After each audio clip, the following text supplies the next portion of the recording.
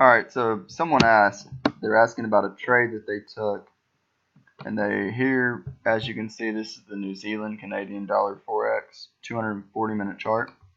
They sold here, and they took part off down here and got stopped out on this rally. I'm assuming they put their stop up here or up here, and they were asking, they thought their trade was high probability, and they were asking, was this a low probability event? And in my opinion, the first thing you have to ask yourself is what your goal is on the trade. For example, if you sell this close, yes, it's a give up bar, so we'll probably get a second leg down, but you have to ask yourself, what are you trying to do? Are you swinging or are you scalping? I think it's an okay scalp. I do, for a couple reasons. Number one, trading ranges, channels, all have deep pullbacks. And I would classify this more of a broad trading range as a whole.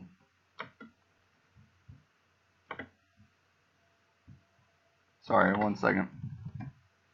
Let me get a better picture. So, no, let's let me do that. Anyways, here's a daily chart. And if we look, had a rally, deep, sell off, rally, deep pullback, rally. Bears been making money. As strong as this breakout was, it wasn't exceptional. It's coming off a tight channel, so there's trading range characteristics. And, so number one, if you sell here, we may just be testing the bottom of the channel. Also, you have to think about the bulls. My issue with selling is, well, number one, this is a tight channel. Well, I just showed you a daily chart. 1, 2, 3, 4, 5 consecutive bull bars. Bad signal bar for the bears. So you have to think, although the context was good, to sell up here, and that bulls may give up, some bulls are going to hold. They've been buying above the moving average for 1, 2, 3, 4. Over 20 bars. They have been willing to buy. If this is a fair price, an average price, they've been willing to buy above it this whole time. So what are they going to do when price goes under and lets them, buy a quote-unquote discount? They're going to buy.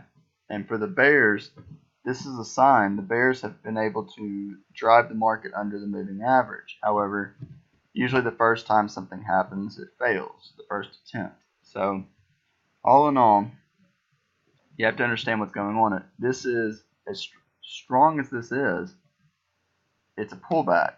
We only pulled back to 50% of this leg, so it may seem crazy, but traders trade all time frames in many different ways, so you have to look at all ways.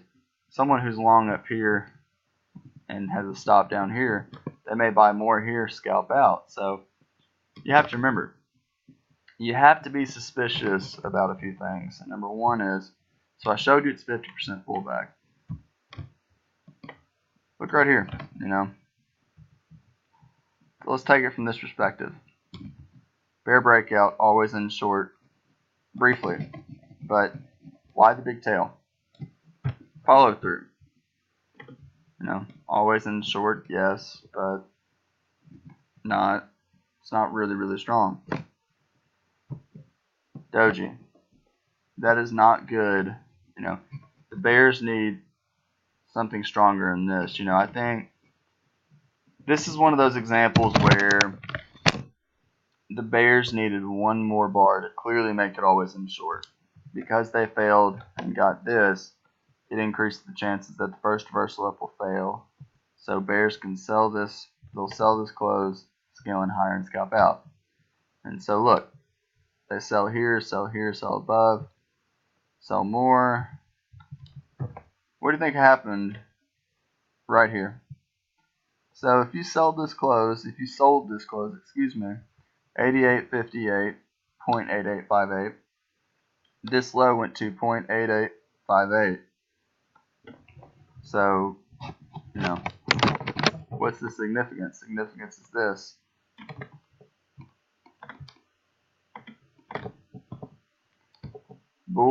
Bears are trapped. And you can see they even tried again. Went up again. They tried to get out, could not. And this is where they gave up. But you have to understand again, this is a tight channel. So bears will buy the first reversal and expect the market to soon evolve to a trading range. But they can at least buy here for a scalp and scale lower. So, what's going to happen now, in my opinion, is, well,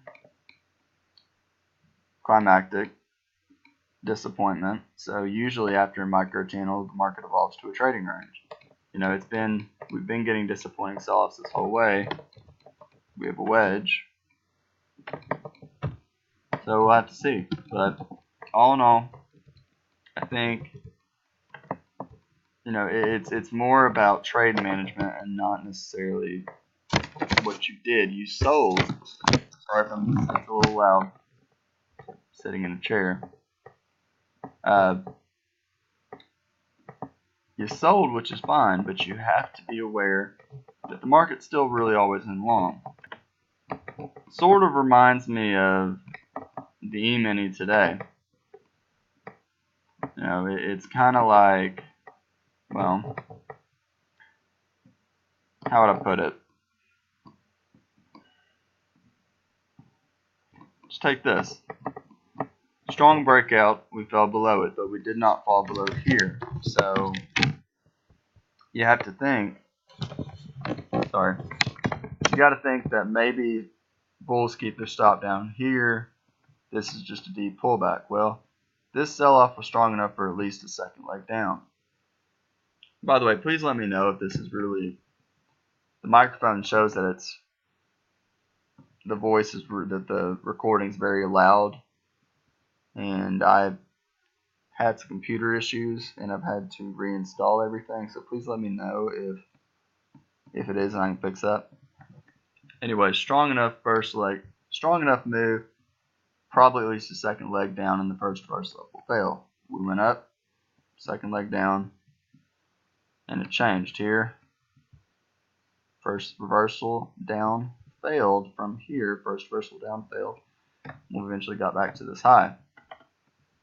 It's sort of, these situations happen all the time that you're talking about. And 50%, here.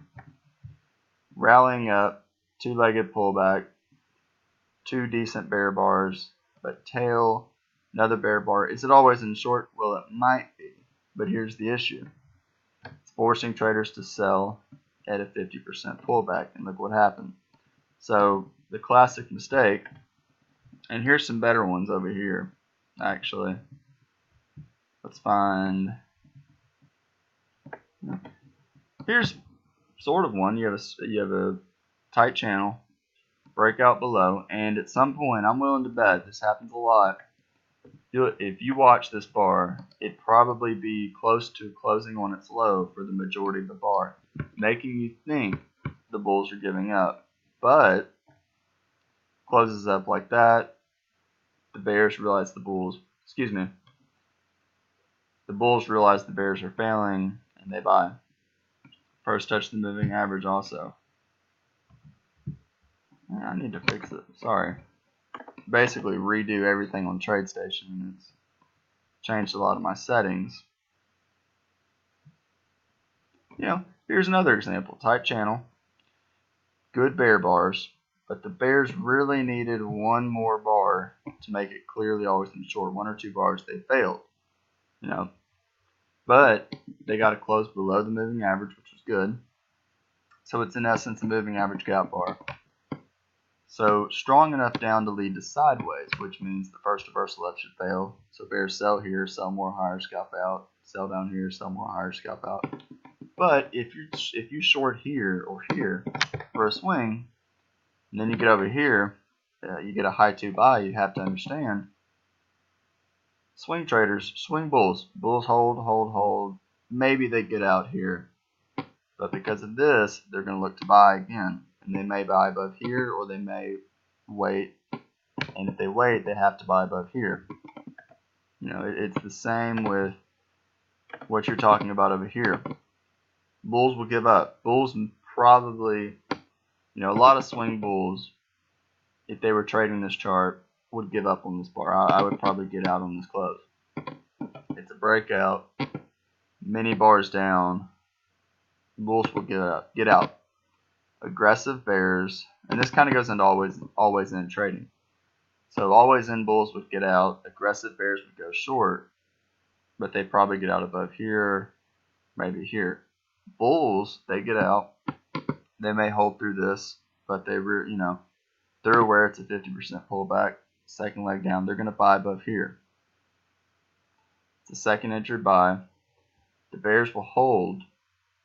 This is basically a counter trend move. Bears will hold, you know, one attempt against them, but they won't a second attempt. And this is the issue. As I said earlier, this happens all the time. You know, if you just look, you know, if you just kind of search around, you can find these are 50% pullbacks. Here's a 50% pullback. Over here, you know, we got another 50% pullback. Actually, we got more than that. You know, here, basically a 50% pullback. My whole point with this is the market's always trying to entice traders to use a skunk exit. That's what Al calls it, a skunk exit. And I like to call it that too. I kind of like the term. You know, and here's what that is. Here, it's basically a low 4 short. You've had 3 attempts here, so 1, 2, 3, or 1, 2, 3. Multiple attempts up.